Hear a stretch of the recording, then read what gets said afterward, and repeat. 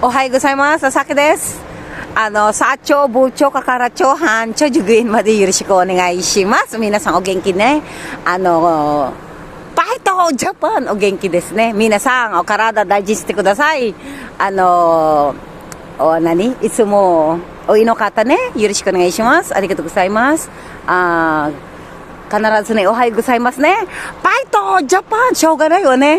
よろしくお願いします。さっきはね、ほとんどまだ、だいたい20分あるんだけど、みんなのおかげで、佐々木は生きてます。よろしくお願いします。お仕事、本当に心から感謝しました。あと、私のお子さんはね、よろしくお願いします。私の宝物はね、ほとんど、仕事はね、忙しいなんですけど、だけどね、YouTuber だからね、なんとか、撮ってないとビデオはね、dami daからね. Hello po, good morning po sa inyo. Ako po si Sasaki po, sa Japan po ito. Kamusta po kayo? Lalong-lalo na po kay Sir Randy Magleo ng Philippine Air Force. Ay sulut po sir. Maraming pong salamat.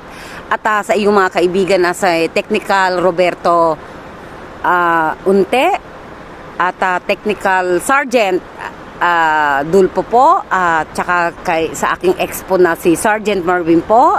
At maraming pong salamat po sa inyo. At sa akin pong pinsan na si Police Major Jerry Abaygar ng Olonga po, Bataan, Paranas, Texas, London, Japan, at saan po tayo. At maraming pong salamat. Ito po, kaunting oras na lang po ang aking hinihintay na lang po. At ito po, gumagana na po siya. At alam ko po, isang araw po na hindi na po ako magugulat dahil pinagpagudan ko po ito. At kukontakin ko po kayo.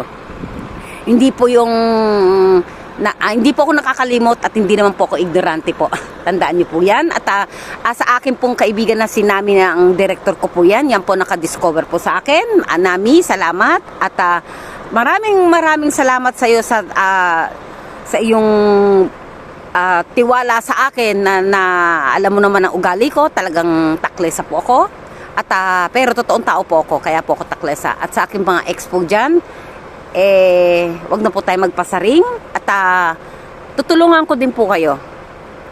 At sino pa ba? Kay Wendell Adra na iyong pamilya ng Nueva Ecija, salamat at mabuhay po kayong lahat at respeto po tayo sa ating magulang at mahalin niyo po ang inyong mga anak. Ano man po ang ating nadadanasan ngayon. Pasensya po kayo, talaga ang aking pong Tagalog talagang barok-barok kahit nga po ko barok-barok talaga, wala po akong magagawa. Po ako. Ngayon po, sa ating mga dito po na sa Japan, attention please. Ngayon po, medyo ang sabi sa akin, nagkakahipitan ngayon dahil nga tungkol sa tax po yan, tungkol sa mga permanent po. Ang sabi po nila, para po sa mga tax po, kailangan po talaga tayo magbayad dito nang i-declare po natin ang i-submit natin talaga ang totoong sweldo natin. Malaki po ang sweldo natin, kailangan 1/4 po mapunta po sa gobyerno dito. Ngayon po, wag po isasamanin yung loob. Kasi nga po, sa totoo lang, prangkahan tayo. Mga ignorante kasi kayo. Hindi nyo po alam ang policy ng tax. Ang tax po, ibig sabihin, ano po nila yan dahil pag ano man po ang sakuna po, sino bang unang tumutulong sa atin? Ang Japan po, hindi po, wag po kayo magalit sa akin payo ko lang po ito sa mga residente po dito sa Japan. Kaya po mataas ang tax po natin, pagdating po ng araw, kakabigin din po natin. Kasi ang kinukumpara nyo po kasi ang pera ng Pilipinas at saka pera dito. Wag nyo po ikukumpara po yun, malayo po yun. May nagsabi nga kasi nagkakahipitan ngayon tungkol sa permanent visa, hindi ko na po kailangan yan. Ngayon po, wag nyo po kasi isipin yung payslip ninyo. Kung let's say nasa 200 plus po yung pera ninyo, kailangan po 1/4 yan, isubmit nyo po. Hindi lahat kakabigin nyo.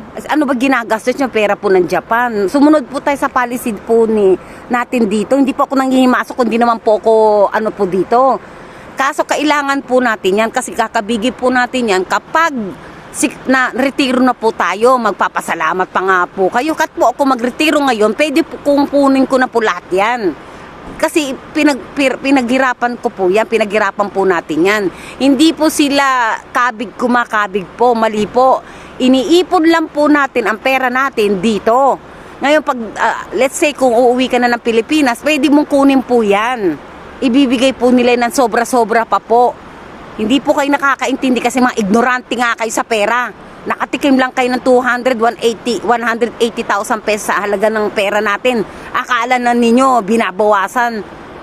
Pwede ba? Magtanong-tanong nga kayo sa marunong umantindi. Hindi, dapat talagang kakampihan ko po kasi po, tama po ang policy nila. Kayo po ang mga palpak, mga ignorante sa nakatikim lang ng 200,000 yata mahigit na pera ng Japan, akala mo dinudugasan. Ano ka nga ng ano, kasi marami yan, yung PhilHealth, yung sa insurance, etc., sa SSS, lahat po yan, kulang pa nga yan. Ako gusto ko lahat ikaltasin Kasi balang araw po, atin po yan, hindi nila kinukuha yan, karapatan po nila yan. Kasi sa atin, huwag nyo ikukumpara na nasa Pilipinas pa po kayo. Magtanong nga kayo, may policy po ang Japan. Di ba po? Dati nga basurahan Tingnan nyo, naayos na nga, di ba? Mali po yung ano ninyo. Ikaw ang may problema. Nakatikim ka lang ng 200 plus yata na perang isang buwan.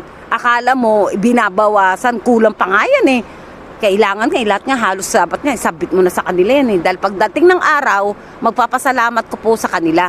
Matuto po kasi kayong magtipid. Hindi yung malaking expenses mo, tapos yung ano sa loob ng bahay ninyo, tapos yung income po, maliit, tapos yung expenses mo, doble. Ano mangyayari sa'yo? Kasalanan mo yan, mag-budget po kayo. Pag halimbawa, let's say 1,000 lang yung, kung 1,000 pa sa inyo huwag nyo bawasan po yun. Kasi ako hindi ko binabawasan ng pera ko sa araw-araw. Ayokong bawasan. Kaya ko pong paikutin yan. Ayokong wala akong sinusweldo sa loob ng isang buwan. At hindi pa po pwede mangyari wala akong sweldo. Magagalit po ako. Di ba po? Dali-dali mag-budget Isip-isip lang pag may time. Huwag po kayong gumastos ng sobra-sobra. Tapos yung iba dyan, ang bababae pa. May bisyo pang alak, sigarilyo. Ikaw na. Tapos sasabihin nyo, lagi kayong walang pera. Huwag, bawasan nyo po. Try nyo lang po. Kung pagsasabay-sabayin nyo lahat ng ganun, wala talaga. Katumanda ka, ganyan ka pa rin. Bahala kayo sa buhay nyo. Hindi ko na problema yan. Problema nyo yan. Di ba po? Ngayon po, malapit na po at sa aking mga ano dyan, wala po ako totaling boyfriend. Wala. Dahil nasisira po ang aking puso sa boyfriend. Sumama lang po ang loob ko. Kaganda-ganda ko kasi. Ang hirap kaya ng maganda, sakit sa ulo. At sa akin po mga sa Facebook po, maraming pong salamat. Ang dami-dami niyong pogi. Charing! Sa totoo lang, papangit nyo rin. Hari ko. Ay, hindi po. Di ba po? Hindi ako interesado Natutuwa lang din ako Pero nagpapasaya din po sa akin yan. At ito po yung mga stock ng at paalis na rin po ako, nag-take lang po ako. At maraming pong salamat sa aking buong pamilya ng Olonga po. Sa aking pinsan, ipalo nyo po si El Abaygar. Yan po ang totoong singer. At sa aking yung mga public figure po, wag po kayo masyadong mayabang. Sa totoo lang, yabang-yabang ninyo Ang kailangan nyo, marunong po kayo, may karisma po kayo sa tao. Huwag kayo namimili ng dahil hindi ka naman ganong kasikatan. Sisikat ka ba kung mayabang ka? Isuluhin mo yung sarili mo. Magtanong ka muna kung sikat ka o hindi. Di ba po? At hindi naman kailangan po yan. Kailangan po mapasaya po natin ang tao. Hindi naman lahat yan mapapasaya mo. Pero mas maraming natutuwa sa'yo pag medyo ka. Hindi yung arte-arte mo. Di po ako ganon. Minasang yurishiko onegaishimasu. Minasang asakara daichishimasu. Sasaki wa totemo demo janai kedo tabiru daisuki dakara nihon no tabimono oishii dakara ne. Shikata nai ne. Kore kara ne. Do ka na? 5月はほとんどゴールデンウィークだからなんとか違うのところ行きますね。分かってください。しょうがないね。じゃあ仕事行きます。頑張りますね。ファイトジャパンありがとう。またね、よろしくお願いします。ありがとう。